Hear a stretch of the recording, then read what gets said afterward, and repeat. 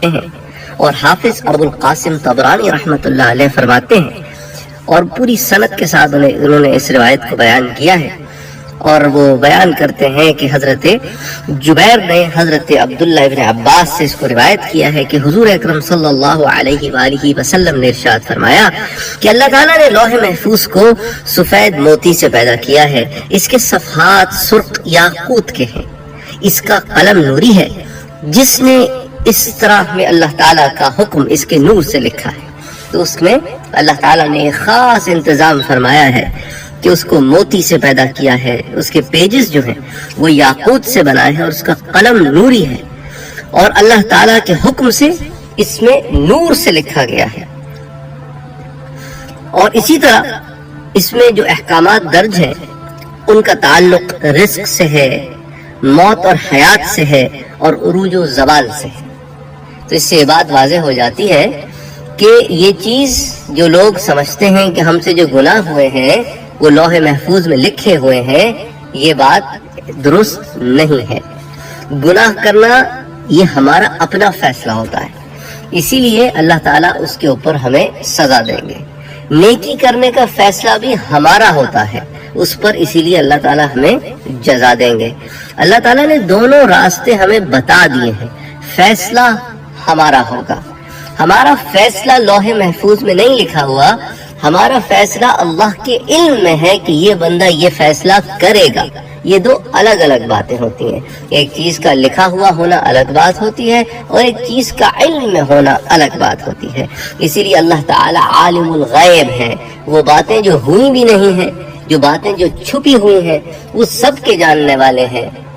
باتوں کے ہونے سے قبل ان کو جانتے ہیں، کیونکہ وہ اللہ ہیں، وہ رب العزت ہیں، وہ عالم الغیب والشہادہ ہیں. تو لوح محفوظ میں ان چیزوں سے متعلق احکامات کے متعلق باتیں لکھی ہوئی ہیں کہ اللہ تعالیٰ کے جو احکامات ہیں وہ اس میں درج ہیں. اس کے علاوہ جو کچھ اللہ تعالیٰ چاہتے ہیں وہ بھی اس میں لکھا گیا ہے. تو حدیث کے الفاظ یہاں تک ہیں.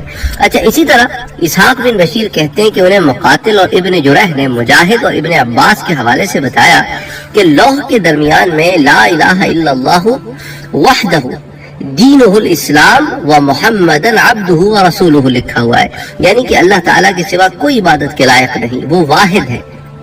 محمد صلی اللہ علیہ وآلہ وسلم اس کے بندے اور اس کے رسول ہیں، اور اس کے نزدیک دین الاسلام جو قابل قبول دین ہے وہ اسلام ہے.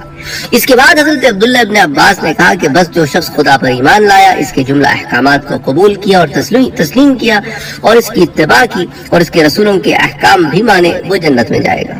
اسی طرح ابن عباس نے کہا کہ یہ سب کچھ لوح محفوظ میں لکھا ہوا ہے. اور اس کے علاوہ پھر انہوں نے ایک اور روایت جو آتی ہے ہمارے سامنے، اس میں بھی یہی الفاظ آتے ہیں کہ لوح محفوظ جو ہے وہ ایک لوح ہے جو سفید موتی سے بنی ہوئی ہے. اس کا طول زمین و آسمان کے درمیان فاصلے کے برابر ہے، اور اس کا عرض یعنی اس کی وڈتھ جو ہے وہ مشرق و مغرب کے درمیانی فاصلے کے برابر ہے. وسیع، بالکل اللہ تعالیٰ نے اس کو اتنی وسعت دی ہے، اتنا بڑا ہے کہ آپ کے تصور میں نہیں آ سکتا. مزید فرمائے کہ اس کی جو جلد ہے نا، باہر کا جو کور ہے، جلد جس کو کہتے ہیں آپ، وہ موتیوں کی ہے اور یاقوت سے بنی ہوئی ہے. اس کے جو اندر کے پیجز ہیں وہ بھی موتیوں اور یاقوت، اور وہ بھی سرخ یاقوت کے ہیں. اس کا قلم نوری ہے، اور اس میں جو کلام درج ہے وہ عرش سے مقصود ہے. اس کی جڑ جو ہے وہ پتھر کی ہے. آخر میں ابن عباس نے کہا کہ لوح محفوظ کے بارے میں یہ سب کچھ جو میں نے تمہیں بتایا ہے یہ حضور اکرم صلی اللہ علیہ وآلہ وسلم سے سن کر بتایا ہے. اب لوح محفوظ کہاں ہے، اس پر دو قول ہیں. انس بن مالک رضی اللہ تعالیٰ عنہ کہتے ہیں کہ لوح محفوظ حضرت اسرافیل علیہ السلام کے سامنے ہے.